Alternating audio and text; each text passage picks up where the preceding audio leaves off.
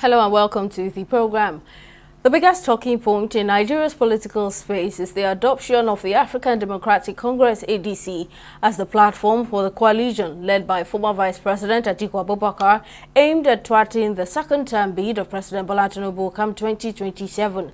The party subsequently named former President of the Senate now David Mark and former Governor Rauf Aregbesola as the interim national chairman and national secretary respectively, while a former Minister of Sports Bolaji Abdullahi has been named the interim national publicity secretary. However, the collapse of all structures of the ADC, as announced by the former chairman Ralph Nwosu, to enable a new leadership to drive coalition of forces ahead of the 2027 general election, is not sitting well with some state chairmen of the party. The development has elicited sharp criticisms from factions in the party. While alleging a hijack of the ADC, the party's 2023 presidential candidate Dumebi Kachiku has described Atiku and his fellow ADC converts as a bunch of greedy old men. On another hand, the National Publicity Secretary of the ADC Continental Youth Council, Musa Matara, said party members were not against the use of the platform to bring about good governance in the country in 2027. The party members maintain that at the heart of ADC's mission is inclusive leadership, one that corrects past wrongs and charts a new course for a better Nigeria. Let's, of course, discuss the ADC adoption now by members of the coalition. I'm joined by political affairs analyst Muyiwa Akin today. It's a pleasure having you on the program as always, sir. Now, what are your thoughts on the adoption of the African Democratic Congress as the party for the political leaders in the opposition coalition? Is this a better alternative? It will be a better alternative depending on how the players in that party, African Democratic Party, go about it. First, they have to go about their intention legitimately. You know that the founders of ADC, or those who are in ADC for the 2020 election, are already in court challenging the authority of their leader. I think I'll come forward, I remember his name very well now, who have agreed to subsume the interest of all the new joiners of the ADC who are in the coalition to now come to ADC. So let them first make sure that they have all the legitimate tools to be able to run this. Having said that, I think that they know without being told that they have a whole work on their hand. First, to couple the new coalition together, because that will be a lot of coupling. People are coming from different political tendencies and political parties. You have from the PDP, you have from people APC, you have from other political parties, Labour Party, other fringe political parties are coming in, and they are all hoping to work for the same goal, for the same purpose. And then their biggest task is that they are also fighting the party that has been in power for 12 years now and want to be there for another 4 years to make it 16 or even more. So it's not an easy task. And they have to also subsume their personal interest. Because at the end of the day, when it comes to presidential election, for instance, only one of them can be the candidate. Only one of them can also be the running mate. And so there are other positions to contest for. There's governorship, deputy governorship, Senate, House of Rep, House of Assembly, every other, even the councillorship. I mean, for instance, I expect that ADC will ensure that they have a good showing in the Lagos polls that's coming up on Saturday. So it is not only about the presidency, it's not only about the Senate, it's also about the grassroots as well. So they have to galvanize that support. They have to show that they really want to take advantage of the hunger in the land, the fact that Nigerians are angry, whether rightly or wrongly, but rightly or otherwise, they are angry, and they have to also take advantage of that to be able to see how far they can go. So it is left in their hand to see how far they can go. And they should also focus on themselves rather than disciplinarily on what the ruling party is doing. Yes, it's good for you to look at competition. But when you look at it, it's like you go and play football, you are in a team, and Cristiano Ronaldo is on the other team, or Lionel Messi is on the other team. and you are busy admiring that person because it's your hero, you would just discover that you are conceding goals after goals. So they should focus on themselves. That's my thought on it. So as we speak, internal divisions are already threatening its momentum, that's the ADC, because factions of the party allege due process was not followed and even warn of a possible hijack.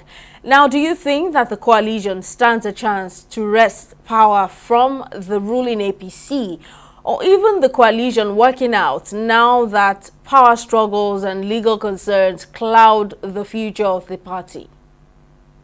Well, for the sake of Nigeria's democracy, because I love multi-party democracy in the real sense of the word, not just for the name, but a system where you have a ruling party and you have very serious opposition that are able to provide alternative options for the people. If a party in power is not doing well, by the time you are having another election, to be a referendum on that party, and the other alternative can then come in and show that they can do it better. So it is not too good for them that they're having this crisis at this beginning. But like I said earlier, it also depends on how they will play around those uh, those problems they are having now. It may even be in their interest that they are having it early enough so that they can begin to see how they can make their differences. Again, it's all about how they go about it. It's distracting, no doubt, because before you know it, we are in 2025. This is July, and by next year, about governance will end sometime in December this year, if not earlier. By January, you begin to see a lot of activities of politics. So they really don't have enough time. And they also need to know that they have to do what is called, they need to do what is called unbundling. You are coming from different perspectives and dimensions, so you need to also understand yourself and also share aspirations among yourself. So it's not good that they are having this infighting. But like I said earlier, it could be that the advantage if they're able to quickly rise above it. These stories that we hear about somebody saying I'll do only 4 years, I won't do more than 4 years. I mean, they should stop that kind of narrative because I mean there's nobody who will get into that kind of political office. Very powerful, the most powerful political office in Africa, if not in some other part of the world. And then you are telling me that you do only 4 years. Even if you wish to do 4 years, you discover that people around you who will hold you hostage, you become their prisoner. You can't leave after 4 years because they are benefiting from you being there. So they should stop that story about 4 years because they are saying that because they are trying to see how many people they can persuade on their side. Let them fix what is wrong with them quickly and then begin real politics. Well, like you rightly mentioned, let's look at the people that make up the coalition. The likes of former President of the Senate, David Mark, who is now the ADC's acting national chairman, former governors Rauf Aregbesola and Nasir El-Rufai, including a former governor as well, and the Labour Party presidential candidate Peter Obi. Now, are you convinced that they can pull up a formidable force against the APC as an opposition? Yeah, I mean, by any measure, these are big names when you are talking about politics in Nigeria, by any measure. But reality is that there's a saying that goes about politics is local. Every politics is local.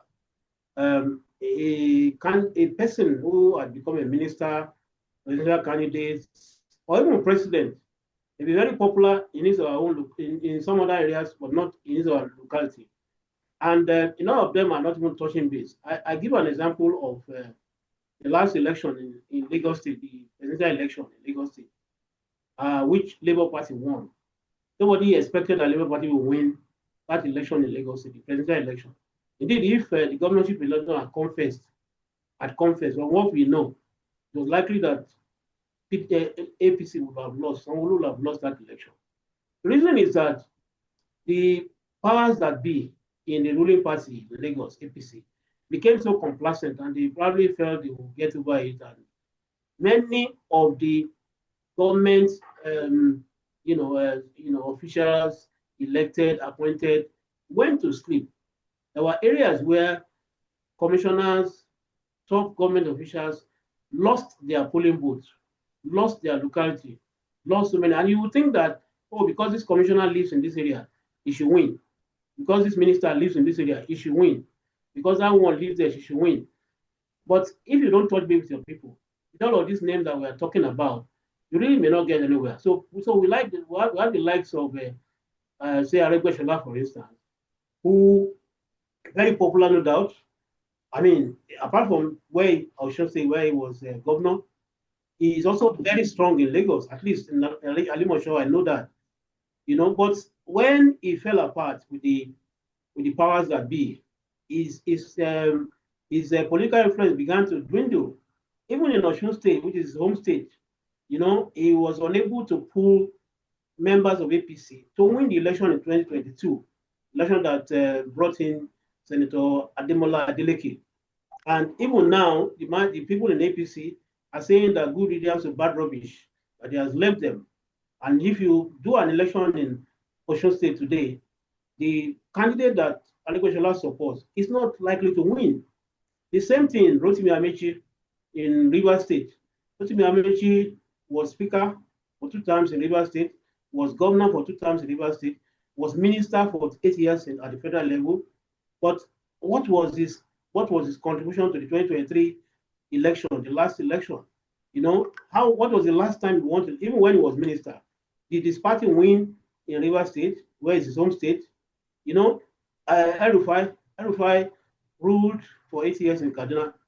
But if you ask the Kaduna person now, they are happier that they have an Obasani as governor now, which then means that if he goes to Kaduna to campaign for ADC candidate, they are likely, some of them may even be stoned.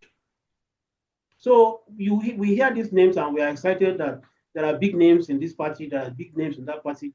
But those things, in the end, really, truly don't count. And when you are particularly facing an opposition, a ruling party, what we had, some people have said that, after all, the opposition party, APC, defeated the sitting party in the name of Goodluck Jonathan in 2015 for Buhari to come in. Yes, that will happen. That was Jonathan. Jonathan he wasn't even a politician until he came into the political field. And then he wasn't a do or die. He wasn't a typical politician, so to say. But you are talking about a Bola Tinubu that came right from when he came in from exile. He made it very clear, very, very clear, that he wanted to be governor. I happened to be one of the first people to interview him when he came back from Nadeko exile. And I had this conversation on the other side when he was talking to Odigoyegun, was then one of the leaders, and was saying, please talk to Senator Dosumu then, please, this is what Alaja wants. His mother, Alaja Mogaji, wanted for me to be governor. That time they have not even declared politics open. So he knew what he wanted. He was deliberate about it. He went for it, won it in 1999, won in 2003, even when it was being said that Obasanjo should not be shamed in Southwest. A lot of the governors in Southwest should support PDP. And that in turn, PDP will make all the APC governors to win. Bola Tinubu was the only one warning his colleagues not to fall for that gambit. And Bola Tinubu was the last man standing in the then AD. And since he left office in 2007, he decided not to take any other office until he ran for president in 2015. So this is a man who understands politics very well. I'm not surprised that we began to see a lot of the state governors and their pastors moving to APC. This man knows politics. This is not, if an opposition wants to face a Bola Tinubu, that opposition will be very well, truly prepared. So I'm just looking at it, and it's too early to start making predictions, but this opposition, this ADC, must really put its acts together, and they must know the person they are facing on the other side. So you look at those who have been appointed as leaders of the ADC. These are former members of the ruling APC and main opposition PDP. That's the People's Democratic Party. They have cited issues such as leadership crisis or bad governance for leaving their former parties. The question now lies in who will be chosen as the flag bearer of, the opposition coalition, especially when a number of them nurse presidential ambitions. Okay, let me answer your question by answering what you did not ask. Who should not be chosen as candidate? First is Atiku Abubakar should please, for the sake of the party, if you really truly love that party, not show interest in running for presidency. If he takes them out of that equation, I believe that ADC should begin to find its bearing. Number one is that Atiku Abubakar, I hate to use that common expression. It's a serial, as we know, serial presidential candidate. And he's done this since, even when he was vice president to Obasanjo in 2003. He contested the election as president, even as sitting president. Then the candidate of, I think, AC then, the same Bola Tinubu that is now his number one enemy. And since then, he has always shown interest in. There's no problem. Even before 2003, 1992, he contested and lost to Abiola, the SDP ticket. So it's been there over the years. This man, in spite of the fact that we are saying we don't want to play on age, but this man is old, and he should allow younger people to take the show, take himself out. When you take him out, and for the reasons that also that you don't expect that the North will produce president for 8 years back to back, and then we have a Southerner as president, and then suddenly you take him out and bring another. I don't care where the Nigerian president comes from, but the reality is that that is not the way to go. Right now in Nigeria, we may get to a level where we begin to have northerner ruling, same Nigerian ruling, but not now. So that's why when they take Atiku out of that situation, I believe that they begin to now find some way around who can be their candidate. Who can be their candidate. At the end of the day, there are people who are still very interested, like Peter Obi, for instance, is able to galvanize the kind of support he had in 2023.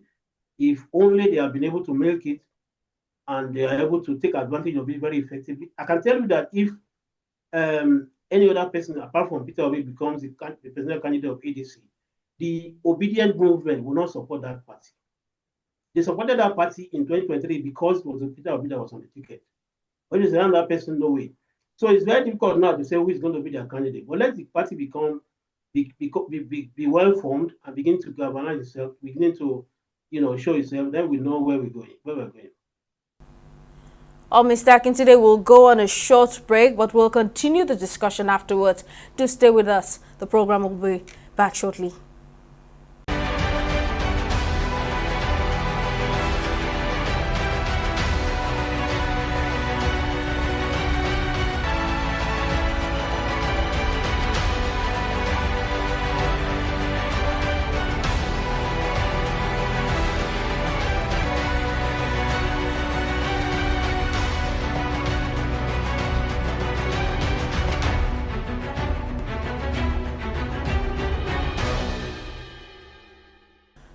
Welcome back. We're still discussing the adoption of the ADC by the opposition political leaders, and I'm still discussing with political affairs analyst Mr. Muyiwa Akintunde. Now, Mr. Akintunde, one would expect that people like politicians now, political bigwigs like Atiku Abubakar, David Mark, and others in that group would have tried to bring the coalition together under the main opposition PDP.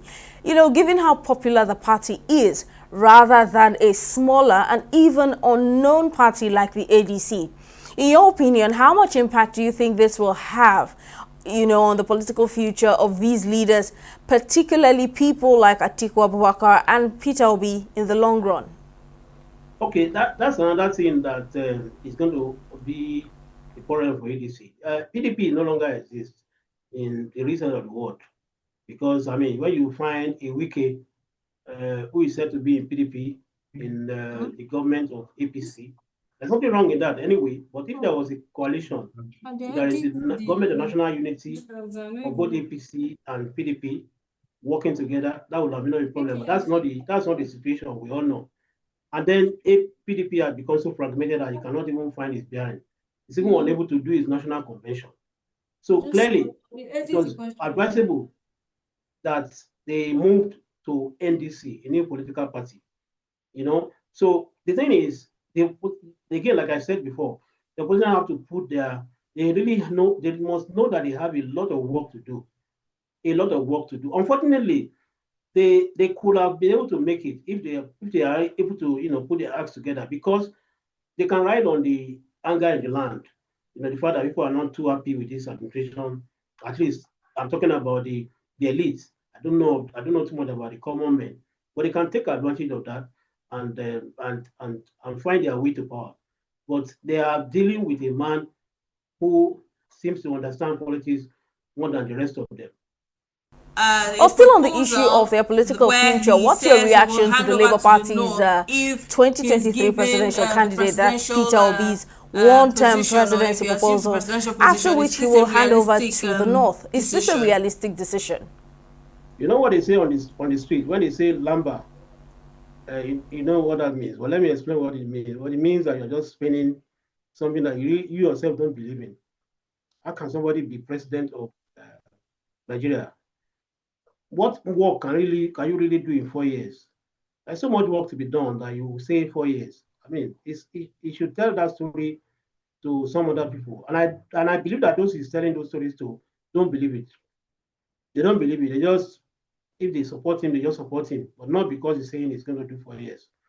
If you get anybody who gets there and says to me he's going to do 4 years, that person is not a politician. Maybe he should go to the monastery and become a priest. Finally, Peter Obi now faces a threat of expulsion from the Labour Party based on his alignment with the ADC. However, the Nenadi Usman-led faction of the Labour Party says Peter Obi was permitted to align with the ADC. Now, does Peter Obi have any fault here? Where does the fault lie in this case?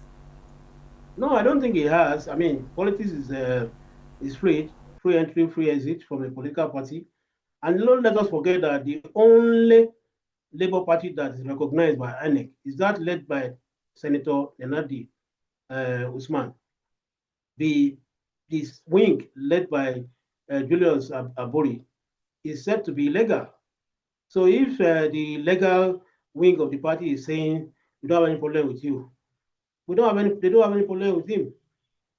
That's it. I mean, at the end, you have had the senator for FCT, Senator Leti Kingibe, saying that for the local government election coming up in Abuja FCT very shortly, she will support ADC, but she's still in the Labour Party. So I think that the Aburi wing are just trying to gather some momentum for themselves. Well, we're watching to see what happens in the coming days ahead of the 2027 elections. Mr. Miyiwa Akintunde, political affairs analyst, many thanks for talking to us. It was great having you on the program. That's it on the program. Many thanks for watching. We'll see you again next time.